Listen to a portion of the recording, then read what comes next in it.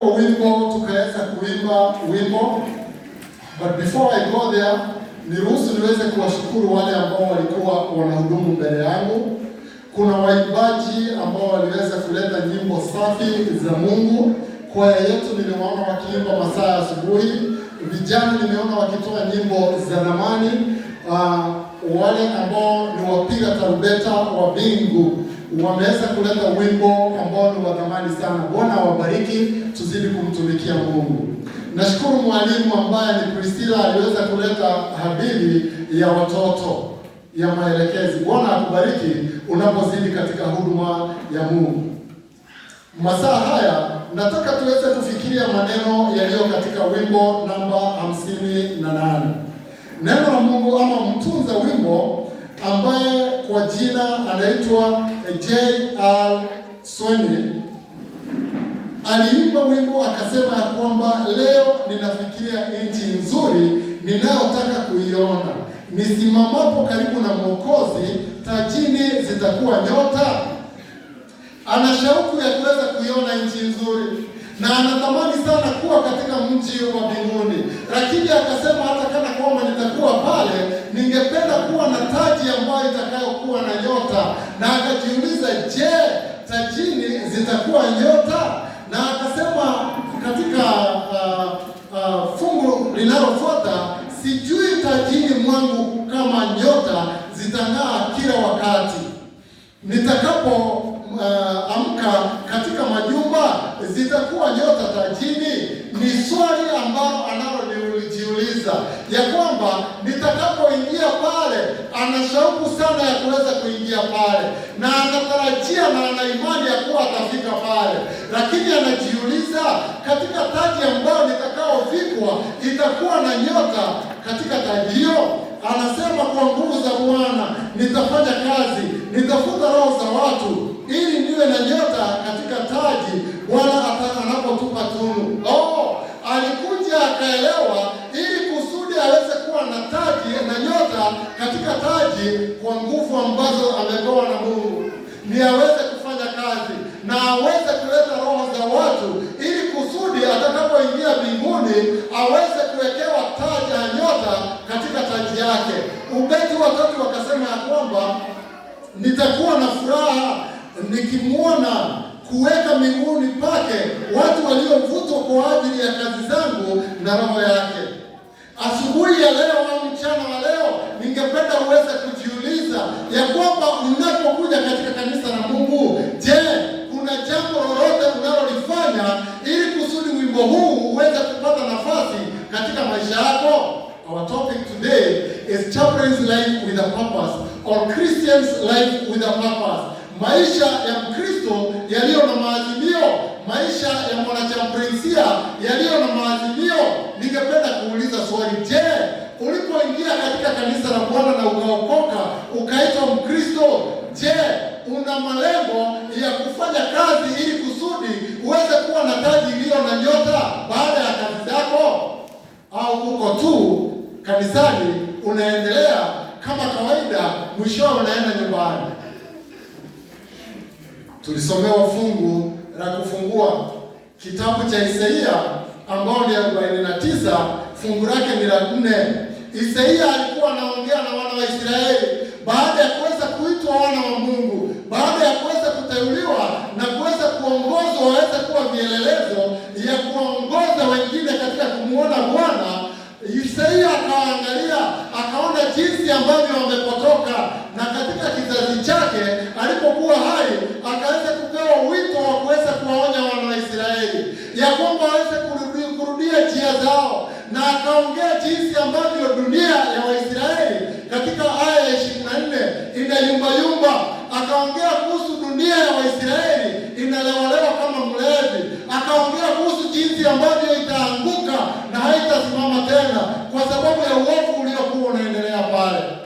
Na katika harakati hizo akawaangalia wana wa Israeli, watu ambao waliokuwa waweze kuwachunga na kuwaongoza watu kuweza kumjua Mungu, na akawa na maneno haya ya kusema, then I say I've labored in vain. Wamefanya kazi kubwa sana bure. I've spent my strength for naught, ya kwamba wametumia nguvu zao bure. Lakini akasema ya kwamba surely my judgment is with the Lord and my work with my God, ya kwamba hakika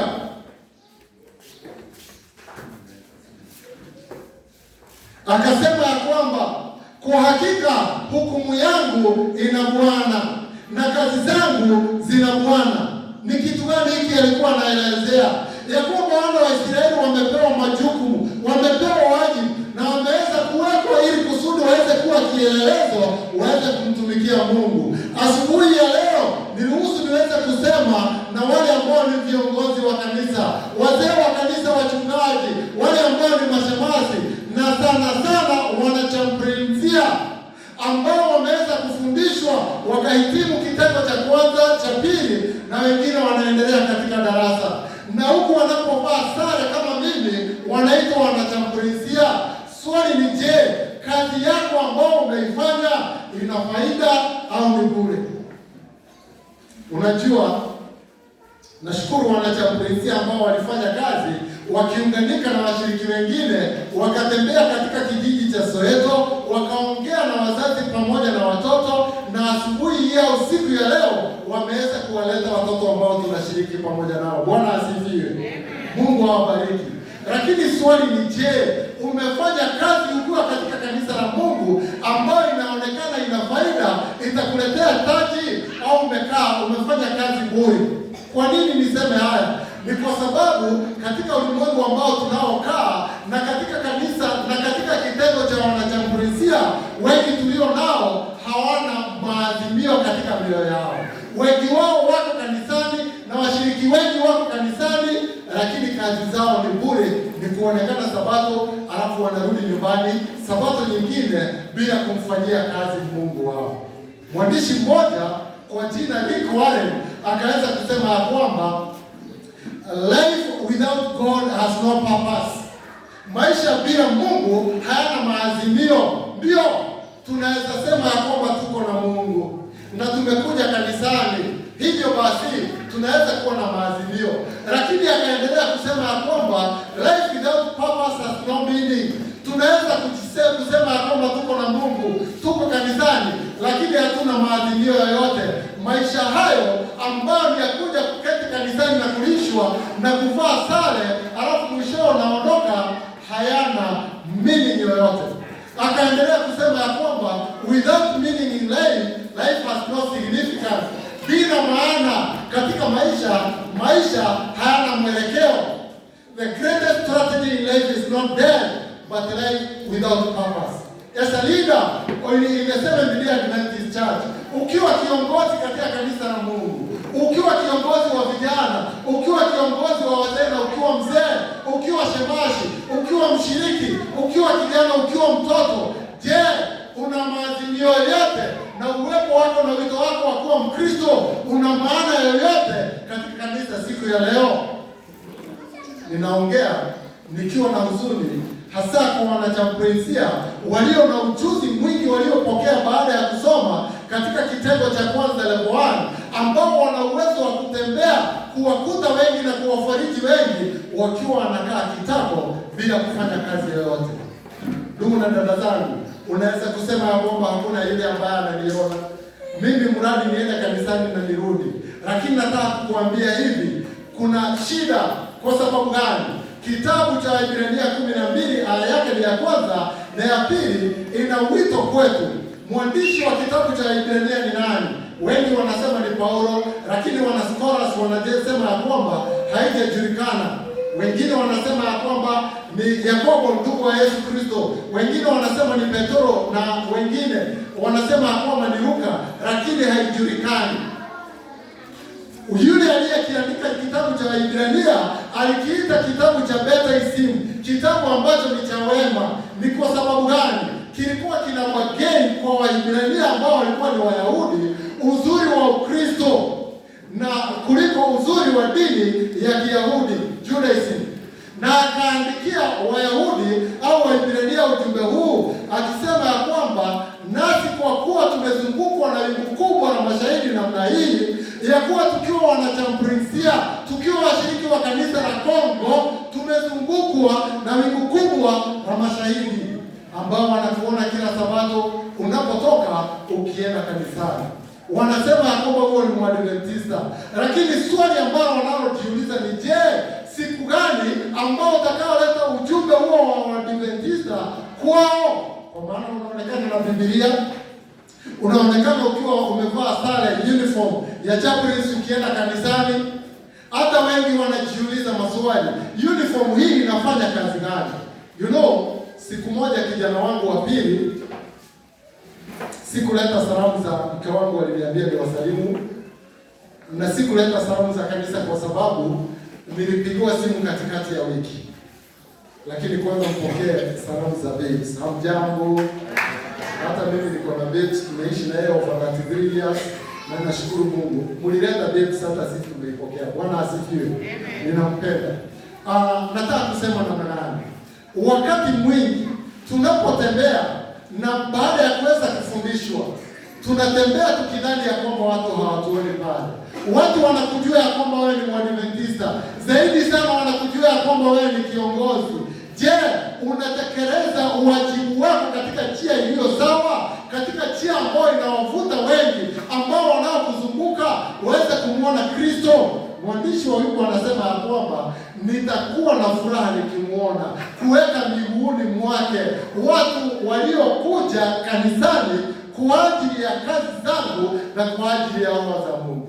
Biblia inasema kwamba tumezungukwa na wingu kubwa la mashahidi namna hii. Let us lay aside every weight, na tuweke kando kila mzigo na dhambi inayotuzinga, na tupige mbio kwa upole. Let us run with patience the race that is set before us. Tupige mbio kwa upesi, mbio iliyowekwa mbele yetu. Kuwa mwanachambulensia, umeingia katika mbio. Unapokuwa Mwadventista na kuwa mzee wa kanisa, umeingia katika mbio. Mbio ya aina gani? Ya kuweza kumfanyia Mungu kazi, ya kuweza kuwaonyesha wengi upendo wa Yesu Kristo, ya kuweza kuwafundisha watu waweze kuona ya kwamba Kristo anarudi hivi karibuni. Je, unapoangaliwa na mashahidi namna hii, watu hawa wanaona hii mbio ukiipiga katika njia inayofaa, ama unaendelea kusherehekea katika dhambi?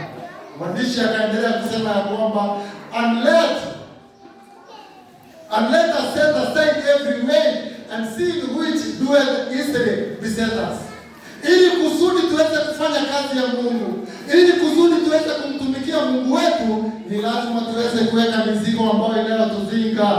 Je, unakuja kanisani ukiwa na matengenyo, aliyetu unategemea uende ukamtumikia Mungu? Haiwezekani. Weka huo mzigo kando. Umekuja ukiwa na chuki tuiweke kando, ili kusudi tuwe na nafasi ya kuona majirani zetu wanafaa kuweza kumjua Yesu Kristo. Wanapokuona ukitoka ukienda kanisani, unawaambia Bwana asifiwe, naenda kumshujudu Mungu katika siku ya Sabato. Unaweza karibia, tuende pamoja naye, tuendelee kuwakaribisha. Kwa sababu gani? Mizigo ya chuki tumeweza kuiweka kando, mizigo ya dhambi tumeiweka kando, na sasa kile ambacho tunachofanya ni kwenda mbele, ni kupiga mbio, ni kufanya kazi ambayo Bwana ametupa. Kwa sababu gani? Kama wanachambulensia tumezungukwa na wingu kubwa, na katika harakati hiyo kila mmoja anastahili kuweza kuachana na kile ambacho kinamfanya asiweze kutumika. Kama Waadventista na Wakristo tunastahili kupiga mbio, tukiwaelekeza wengi kwa Mungu na kumtafuta Yesu Kristo ambaye atakayeimarisha na mwanzishi wa imani yetu.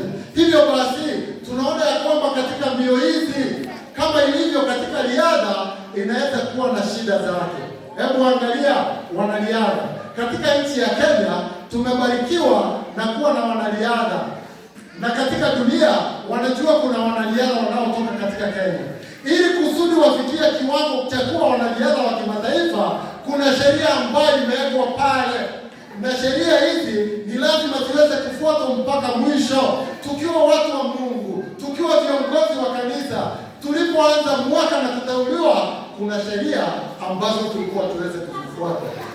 Sheria ya kwanza ni kujiuliza, je, ulikuwa na maazimio? Did you have a purpose? Did you have a plan ya kazi ambayo utakayoifanya?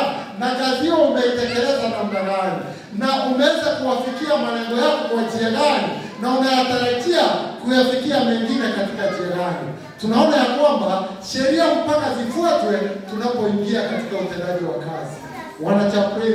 Wanachaprinsia, niruhusu niongee na wewe. Ulipoingia katika wanachaprinsia, kuna kazi iliwekwa mbele yako. Kazi ya kwanza, nashukuru umeitekeleza, kwenda katika kijiji cha Soweto na wale wote ambao wanaoandamana katika mtaa huu kuwafikishia upendo wa Kristo na kuambia Bwana anawapenda. Bwana asifiwe. Lakini je, kuna watu walio katika kamati Kristo pale tumewatembelea? Hiyo ni sheria ya wanachaprinsia. Kuna watu walio katika hospitalini tumewatembelea. Kuna washiriki wetu ambao wanataka kufarijiwa. Je, tumekuwa miongoni mwa wale ambao tunawafikia na kuleta faraja kwao? Kuna watu walio na njaa kanisani na nje ya kanisa, tumewapelekea chakula. Hizo ni sheria za wanachaprinsia, na tunaambiwa ya kwamba ikiwa hatutafuata sheria, aidha tutakuwa disqualified au tuweze kuwa banned kutokana na mbio hii ya kuwa wanachaprinsia. Ikiwa hatutafuata sheria ya kufanya na kutekeleza wajibu wetu kama kanisa la Mungu, tunaona ya kwamba tutakuja kuondolewa au kusimamishwa kwa muda au tuweze kutolewa. Lakini nina huzuni kwa sababu kazi ya Mungu itaendelea, na wewe unayejiita mwanachaprinsia utakuwa umesimama kando, hauna maana na hakuna taraja ya kuweza kuwekewa taji wakati Yesu Kristo anaporudi. Na ndivyo Isaia akaandika, akasema ya kwamba nimetumia nguvu zangu bure.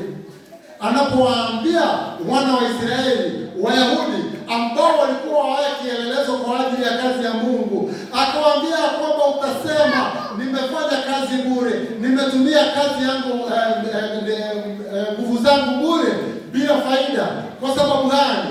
Baada ya kuweza kuonywa na manabii, baada ya kuweza kuletewa ujumbe waweze kuonyeka, waweze kubadili njia zao, waliendelea na ukaidi.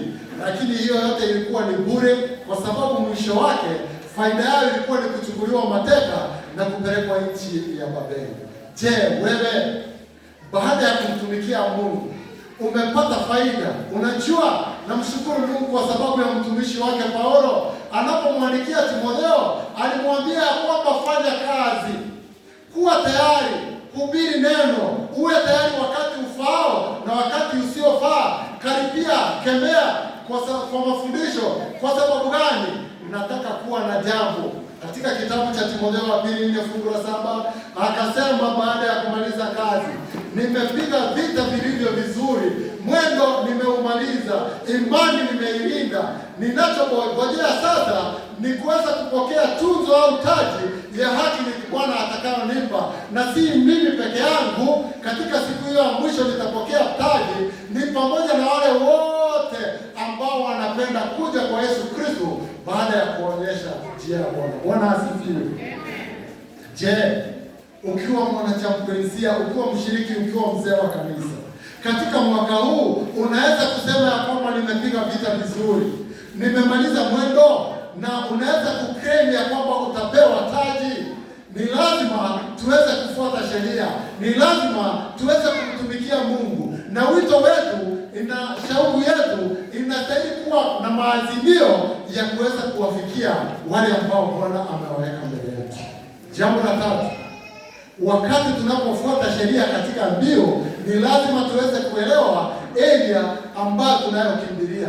Unapoingia katika riadha, kunakuwa na line kama ni 100 meters.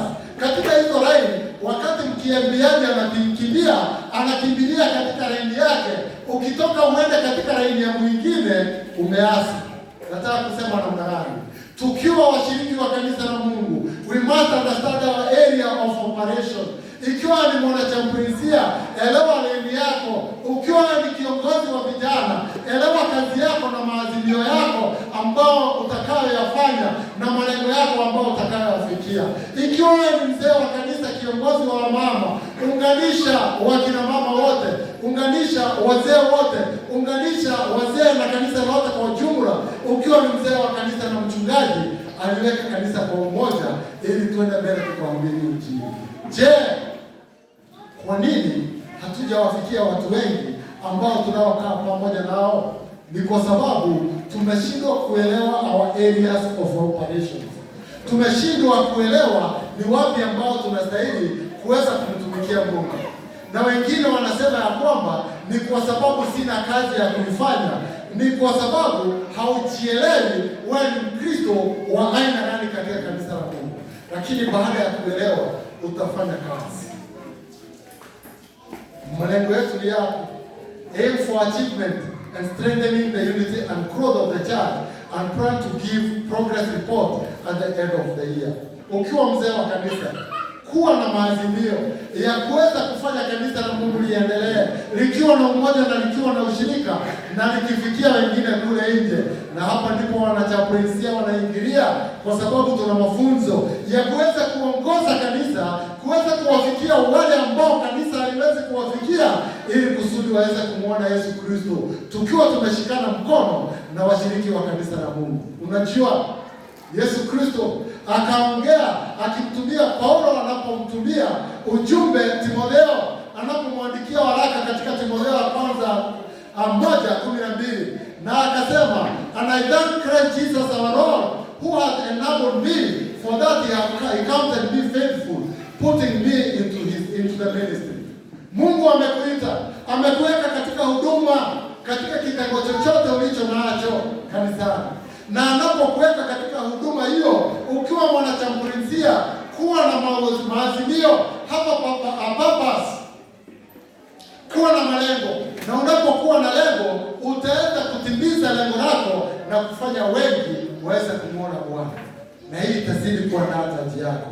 Katika kitabu cha Ibrania 6 fungu lake ni la 6, tumekuwa kanisani, tumelishwa neno siku baada ya nyingine, tumefundishwa mafundisho. Mungu anataka tuweze kumzalia matunda. Je, umemzalia matunda? Biblia inasema ya kwamba for the earth which drinketh in the rain, kama nchi inayoinywa mvua ambayo inayoijia kila wakati.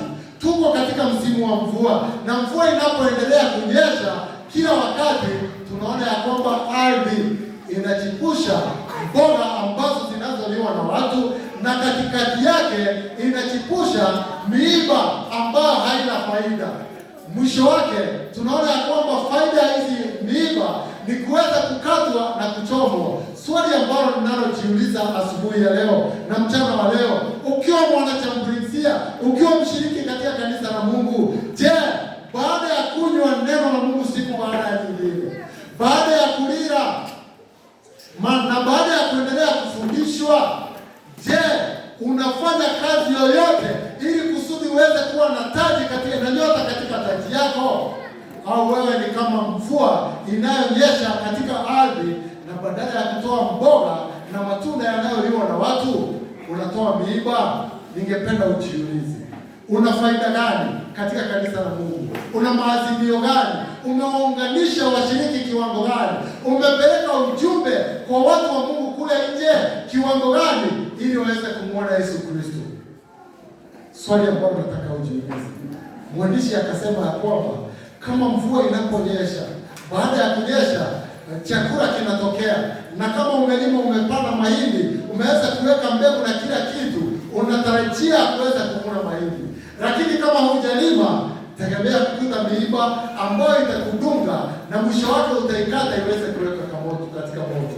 Wewe utakuwa miiba au utakuwa mboga ambazo zinazoliwa na watu. Unajua, nashukuru Mungu kwa sababu ya wanachamburizia wanaofanya kazi. Nashukuru Mungu kwa sababu ya kanisa ambalo linalojitahidi kuweza kuwafikia wengi waweze kumuona Mungu. Lakini katika harakati hiyo najiuliza, katika wito ambao wengi ambao wameweza kuitwa, ni miongoni mwa wale ambao wana faida au wale hawana faida katika maisha yetu? Many have been called as chaplain, but instead of serving to receive blessing, they are receiving curses. Our calling as God's children is to serve humanity and bear fruits for our Creator. Whatever God's demand, He will provide. If He will not provide, He will be the giver. Tumeitwa tumtumikie Mungu. Tumepewa hekima na maarifa. Tumepewa ujumbe na ufahamu ili kusudi tuweze kumfikia Mungu. na kile Mungu anahitaji kutoa kwetu ameweza kutoa ili kusudi tufanye kazi. Na ikiwa hajatoa, yeye mwenyewe ako tayari wakati unaposema ndipo Bwana nitume, aweze kuwa pamoja nawe ili afikishe lengo lake. Lakini tunaona ya kwamba wengi wamekataa wito huu, na ndipo tunaona kazi zao zinakuwa ni bure. Zimefananishwa kama mtini ambayo Yesu Kristo katika Marko 11 fungu ya 12 kuendelea, ambaye asubuhi moja alikuwa anapita, na alipopita alikuwa na njaa, na katika harakati ile akaona mtini mbali, akaambia wanafunzi wake, twende tukaangalia kana kwamba uko na matunda. Yesu anapokuangalia anakuona ukiwa umenawiri, anakuona ukiwa na majani ambayo yako sawa kwa sababu umenyeshewa na mvua, na anapokutazama anaona kana kwamba unaweza kuwa na matunda ambayo inaweza kumfurahisha. Biblia inasema kwamba and on the morrow when they came from Bethany he was hungry, and seeing a fig tree afar off having leaves he came, if haply he might find anything thereon. Ya kwamba asubuhi hii na mchana wa leo Yesu anapita katika kanisa la Kongo, na anapokuangalia anaona kuna mtu ambaye anastahili kuwa na matunda, na anapokuja ili kusudi aweze kupata matunda kutoka kwako, anatazamia uweze kuwa tayari umetoa matunda. Swali ni je, kuna tunda litaonekana pale? Biblia inasema kwamba alipofika pale akaangalia mtini ule, akatazama juu, hakuona tunda lolote.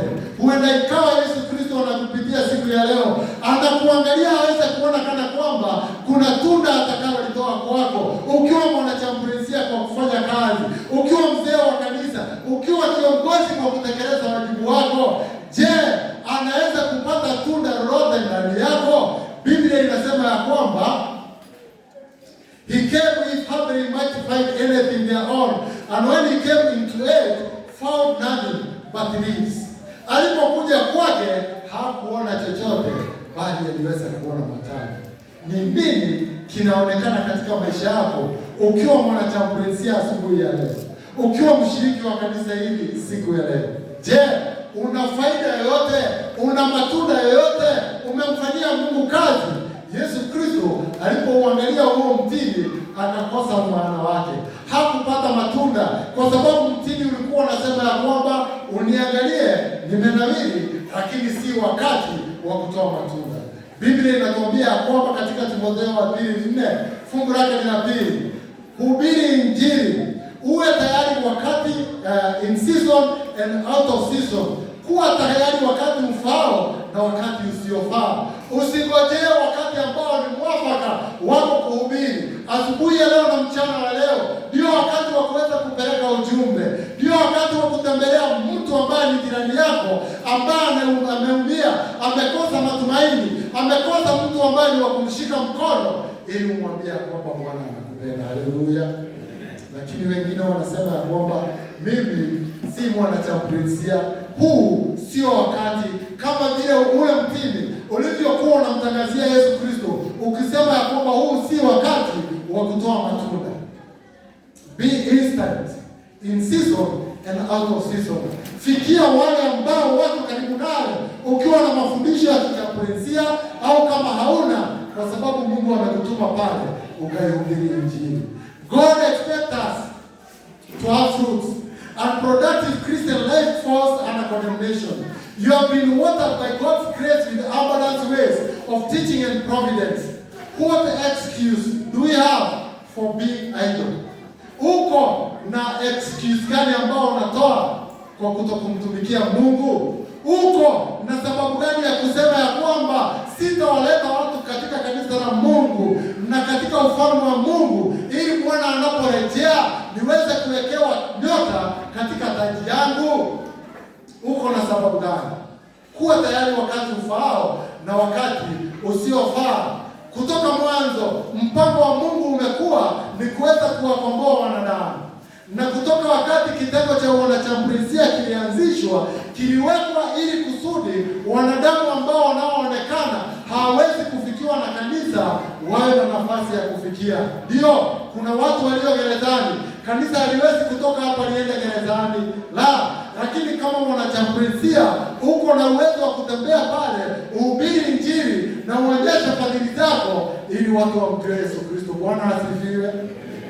Na kwa mshiriki mwingine ambao si mwanachambulia, hapo na uwezo wa kutoa shilingi 100 kununua kipande cha sabuni, kununua tisho moja, iunganishwe, ipelekwe na wanachambulia katika gerezani, watu hawa waweze kumwona Yesu Kristo. Haleluya. Je, umetekeleza wajibu huo kwa njia gani na namna gani? Tunaona ya kwamba dada Hoyt anapotuandikia katika kitabu cha Messages to Young People, ukurasa katika chapter 3, anasema ya kwamba the Lord has special work to do for us individually. Ya kuwa Bwana ana kazi maalum ambayo ni ya kuifanya kila mmoja. As he sees the wickedness of the world brought to the light in the court of justice and published in the daily papers, let us draw near to God and by living faith lay hold of his promises, that the grace of Christ may be manifest in us. We may have an influence, a powerful influence in the world. If the convicting power of God is with us, we shall be enabled to lead souls that are in sin to conversion. Ya kwamba hebu tuweze kutoka tukiwa na Mungu, hebu tuweze kupokea ahadi zake, na hebu kwa neema yake tuweze kumanifest, tuweze kuonyesha na kudhihirisha uwepo wa Mungu katika maisha ya watu wengi. Hebu tuweze kuwa na mvuto wa kuweza kuwaongoza walimwengu waweze kumwona Kristo, na kupitia kwa nguvu zake watabadilishwa, na katika hali hiyo wataweza kumwona Mungu. Lakini wengi wanasema kwamba sina ufahamu mwingi, sina nguvu na sina mamlaka. Tunaona dada Hoyt anaendelea kusema kwamba our simplicity will accomplish much in this world. Katika unyonge, katika udhaifu wetu, katika kuonekana kwetu kana kwamba hakuna mengi, Mungu atatufanya tuweze kuyafikia mengi. We are not to try to climb up to higher position or to gain the praise of men. Our aim should not be the greatest. We are to have an eye single to the glory of God. Hallelujah. Amen. Ya kuwa tunapotoka sio tuonekane na watu, sio tujulikane ya kwamba tunajua mengi, lakini ninaenda na neno hili kwa mtu ambaye ameviwa, na mwambia kwamba Bwana anakupenda. Usilie, Mungu hapo pamoja naye. Simama imara, Mungu anakusudi na anajua sababu aliruhusu haya. Unamfariji mtu. Unakuta mtu ambaye ni mgonjwa, unamwambia kwamba nimekuja tu tumulilie Mungu pamoja naye. Huenda ikawa atasikia maombi yetu na aweze kukuponya, na unampa moyo na kumwambia kwamba Bwana anakupenda hata katika hali iliyo. Hata tunaweza enda tu kwenda kuketi, kukaa na watu ambao wanaoumia, kujihusisha na wao na kuonyesha kwamba mimi ni sehemu pamoja nawe. Yale ambayo unayopitia ninajua, na nimekuja kukuambia kwamba katika hali hii Mungu angali ako na anakupenda. Haleluya. Sio mengi inahitajika tuyafanye. Yale kidogo unaweza kufanya, yafanye ili kusudi uweze kumwonyesha Mungu. Chaplains are therefore called to help people recognize and experience this hope even in the darkest moments, in the darkest moments. Ya kwamba tumeitwa tuweze kuwafikia watu katika wakati wa giza zao, waweze kumwona Mungu, na katika hali hiyo taji zetu zitazidi kuwekewa kinyota, na tutakapofikia mbinguni tutakuwa miongoni mwa wakombolea tukiimba sifa zake. Na hivyo basi, kama wanachambulia, kuna mambo haya tunastahili kuweza kuyatekeleza kwa kusikiliza, tukiwa na fadhili, listening with empathy and without judgment. Mtu yeyote ambaye mtakayekutana naye akiwa gerezani, alikuwa ni mwizi, ni muuaji, usiende kuhukumu, nenda umwambie Bwana anakupenda, usikilize na umwombee kuwe pamoja naye. Haleluya. Offering prayers and scripture-based encouragement. Unapokutana na mtu ambaye amevunjika moyo, hebu uweze kumsomea Biblia, hebu uweze kumwombea na umwambia kwamba Bwana anakupenda, ili kusudi asili kukaribia mbingu. Huenda ikawa atagaili na atamuona Bwana. Respecting confidentiality and unique culture of each institution. Unapoenda kutekeleza wajibu wako kama mzee wa kanisa, kama kiongozi wa vijana, hebu tuweze kuheshimu popote ambapo tunapoenda. Tunapotembea kama wanachambulia, Hebu tuweze kuheshimu wale ambao wanaotuambia, na mambo ambao watakaotuambia isiwe ni ya kuenezwa kule nje, iwe ni kati yako pamoja na yeye, na kumuombea Mungu ili kusudi aweze kumwona Bwana. Guiding individuals through structured debriefing and support. Tukiwa kama wanachambulia, tuko katika kanisa, kuna watu ambao wamebeba mizigo mizito. Kuna watu ambao wanajiuliza ni kwa nini. Kuna watu ambao wanaumia ndani yao, na kupitia kwa nguvu za Mungu tuweze kuwaongoza, kuwaleta mbele za Mungu, kuwafanya waweze kulia na kutoa chochote walicho nacho, kama vile Yeremia anasema katika Yeremia 7 aya yake ni ya 9, akisema ya kwamba nitalia, sitazuia kinywa changu kunena, nitayamwaga yote mbele zako ili kusudi niweze kupona. Wanachambulia, ni wajibu wetu kuongoza watu waweze kumwaga kinachowasumbua ili mwishowe waweze kumkaribia Bwana wakiwa huru. Bwana asifiwe. Na wataendelea na zaidi ya yote kuweza kuwa kama Kristo katika ulimwengu huu, kwa kudhihirisha huruma zake kwa watu wote na kuwaleta katika Bwana. Kwa hivyo ni wajibu wetu kama wanachambulia, sio kama wachungaji ambao ni wa kawaida. Ni wajibu wetu kuweza kutoa huduma zetu katika mashule yanayotuzunguka, katika vijiji ambazo tunazokaa, kwa watu walio gerezani na kwa watu ambao wako na shida.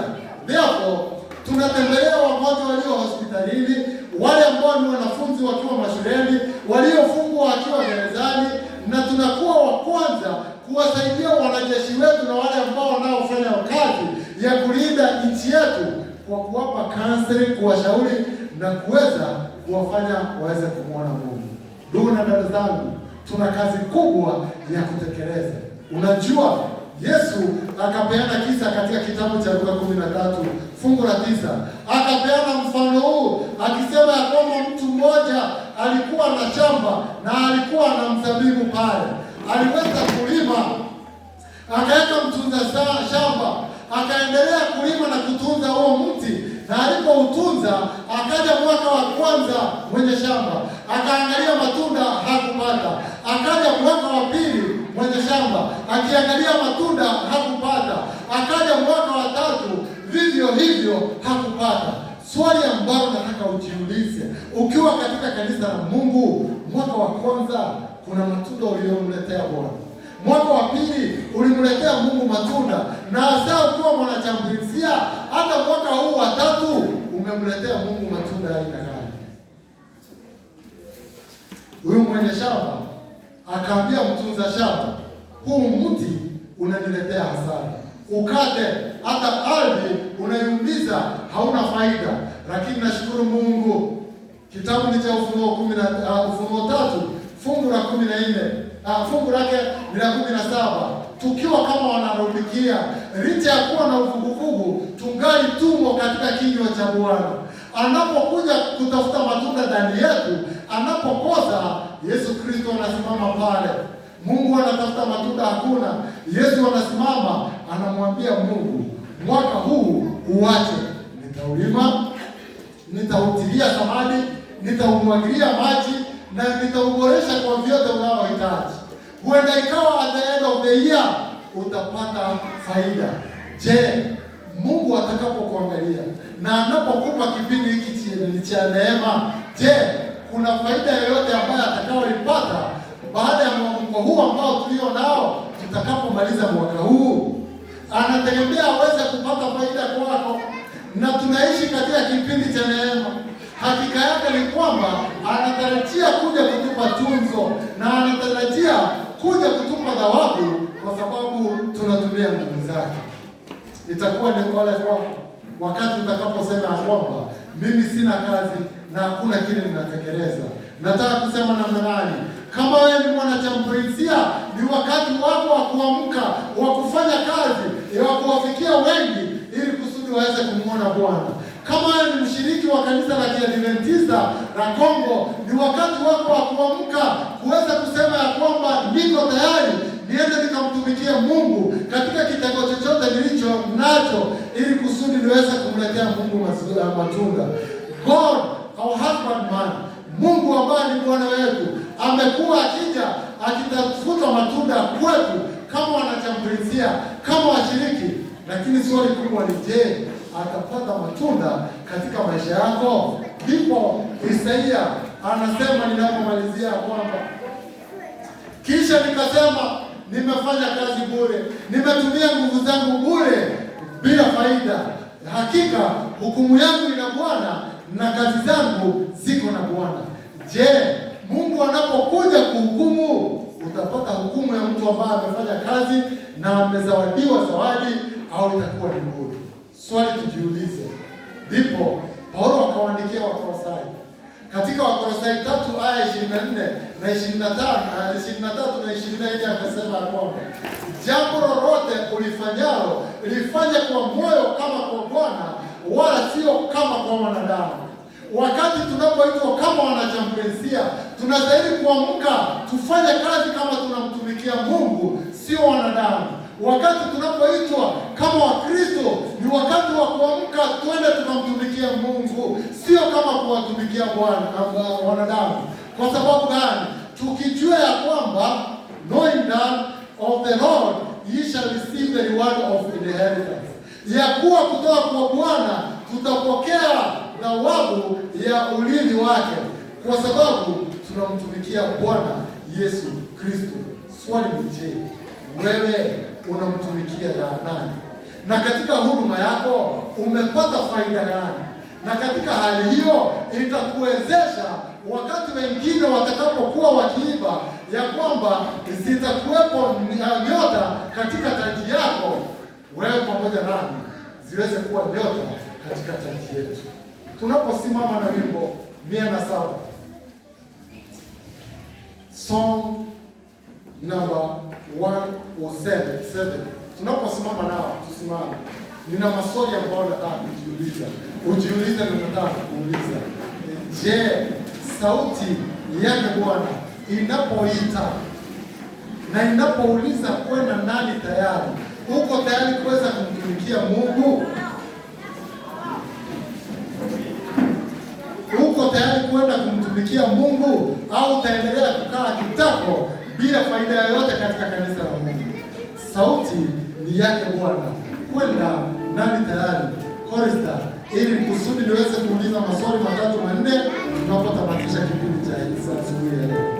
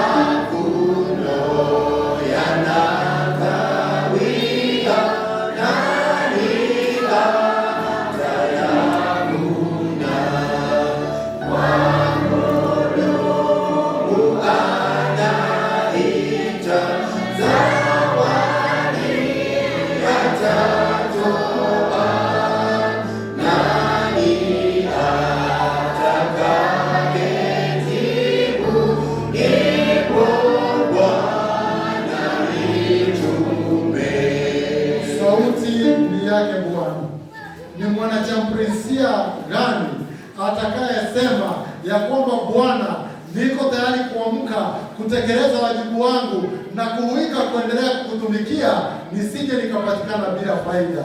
Je, ni mwanachambulia gani aliye miongoni mwetu?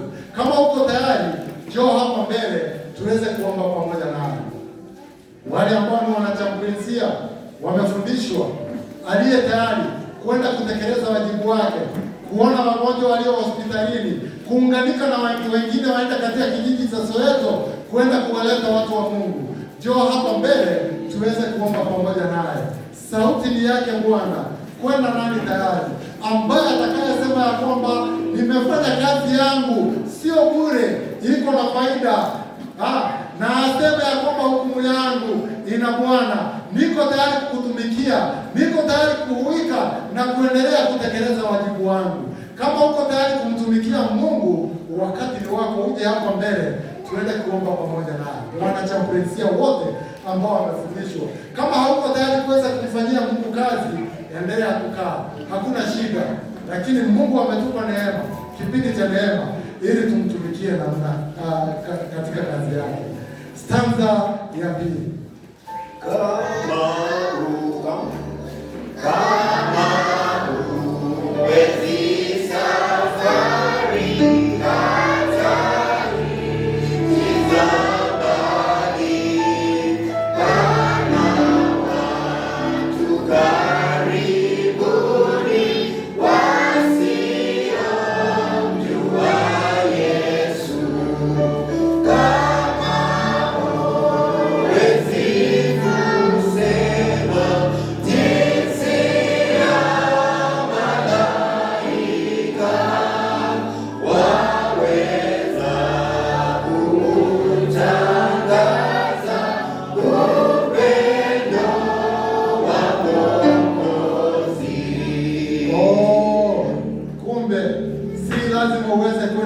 Kumtumikia Mungu si lazima uweze kwenda katika nchi za mbali ati wanajambulia wanafanya maajabu. Ni kujitoa Mungu aweze kuwatumia, na kwa kidogo na kwa mafundisho wanawafikia wengi katika njia tofauti tofauti. Huko miongoni mwetu ambao ungependa kusema ya kwamba niko tayari kuweza kutangaza upendo wa Mwokozi, nijiunge na wanajambulia hawa, nifundishwe ili kusudi niendelee kutangaza jina la Yesu Kristo pamoja nao. Huko miongoni mwetu ambaye ungependa kujiunga nao, ukamtangaza Yesu Kristo na mwishowe ziweze kuwa nyota katika taji yako, kioko pamoja nasi, inua mkono popote ulipo, tuombe pamoja nao. Ungependa kujiunga na hao wanajambulia, ungependa kufundishwa ili kusudi umtumikie Mungu. Asante. Njoo hapa mbele tuombe pamoja nao. Kindly njoo hapa mbele. Hawa ni watu wa Mungu. Mzee wangu, karibu. Ningependa hata wewe uweze kufundishwa. Tuna kazi kubwa ya kuifanya kama wanajambulia. Njoo mbele tuombe pamoja naye. Hata kama ni mtoto, njoo tuombe pamoja naye. Ikiwa ungependa kujiunga na hawa wanajambulia, mafunzo ya kijambulia ni rahisi. Hawa watoto pia tutawaombea. Mungu asifiwe. Bwana Yesu asifiwe. Kuna mikono nilikuwa nimeona pale, wangependa kujiunga na hawa kutangaza upendo wa Mwokozi. Njoo tuweze kuomba pamoja nao. Asante. Tutaombea hawa watoto, tutaombea wale wanakuja. Mwambie kuna mtoto pale, hata yeye tutamuombea ajitoe. Kuna wengine niliona mikono pale wakisema kwamba ningependa hata mimi kuunganika na hawa wanajambulia nimtumikie Mungu. Je, uko tayari? Nafasi ingali iko. Wito wa 3. Endelea kifungu. Ingawa huwezi kuwa mkesha mlangoni, ukiwatolea watu nafasi ya uzima, kwa sala na kwa sadaka, watoa msaada kama Haruni mwaminifu kuinua mikono. Je, ungependa kujiunga na hawa wanajambulia? Hata kama hautakuwa mwanajambulia, kuombea kikundi hiki wanapotoka kwenda kutangaza Injili ili Mungu awaongoze. Je, ungependa kuwaunga mkono? Unawaambia mnapoenda gerezani au hospitalini, chukua kipande hiki kimoja cha sabuni upeleke pale, kwa sala na kwa sadaka yako unatoa msaada ili kusudi watu wa Mungu wafikiwe. Uko miongoni mwetu na ungependa kujiunga nasi katika kazi hiyo, kwa njia ya kutoa maombi, kwa njia ya kutoa msaada wako. Kama uko pale, njoo tuombe pamoja nawe.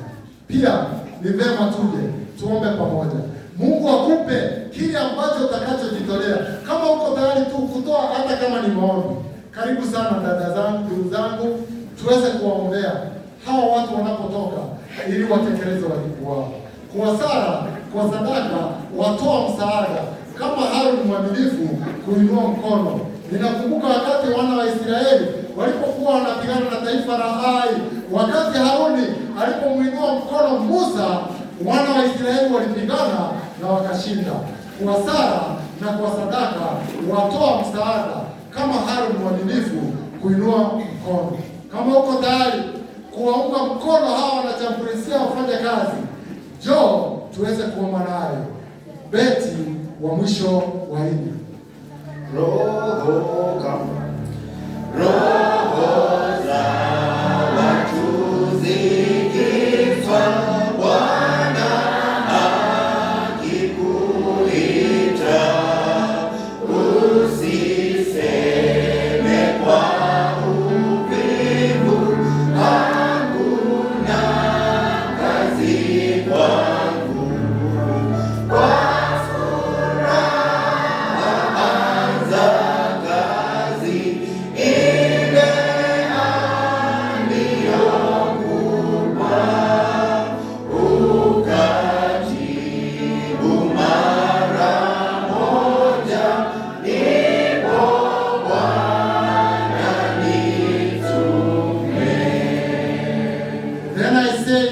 I've labored in vain, I've spent my strength for naught and in vain, yet surely my judgment is with the Lord and my work with the Lord.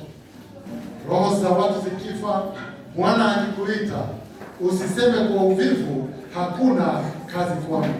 Ni nani aliye miongoni mwetu atakayeinua mikono tunapoomba aseme, Bwana nipo, Bwana nitume?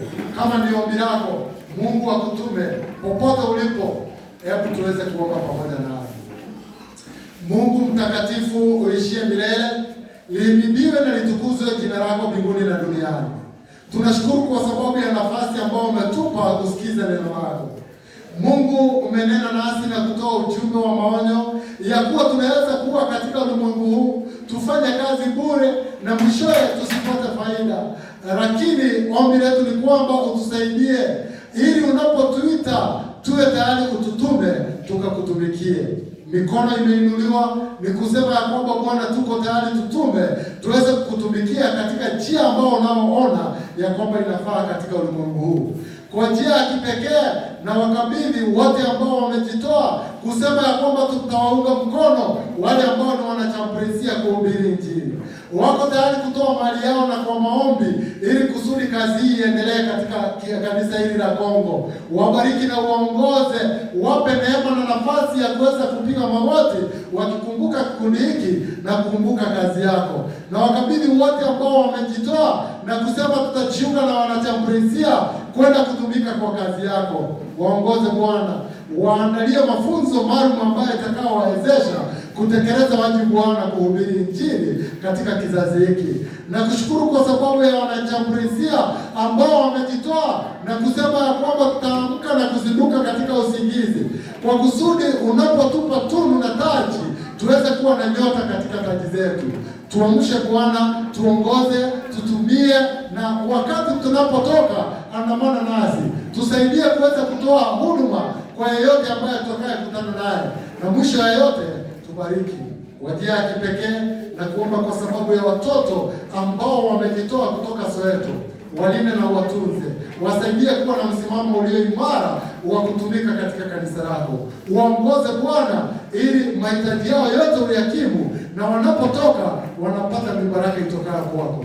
Bariki vijana wetu, bariki ambasada wetu, bariki akina mama na wazee, zote utujumuishe katika pendo lako. Na utakapofunuliwa na mawingu ya mbingu, Yesu, hebu tuwe wote ambao tutakao kuraki na kusema wewe ndiye Bwana tuliyekungoja. Utubariki, tusaidie tuingie katika wokovu wako. Asante kwa kila jambo, na upendo wako uwe nasi katika jina la Yesu tunaomba. Bwana wa mbingu aweze kuwabariki wale ambao wangependa kuingia katika darasa, waweze kuona kiongozi ili kusudi waweze kuwa na mpango wa kuanzia darasa la Chambuzi ya Bwana.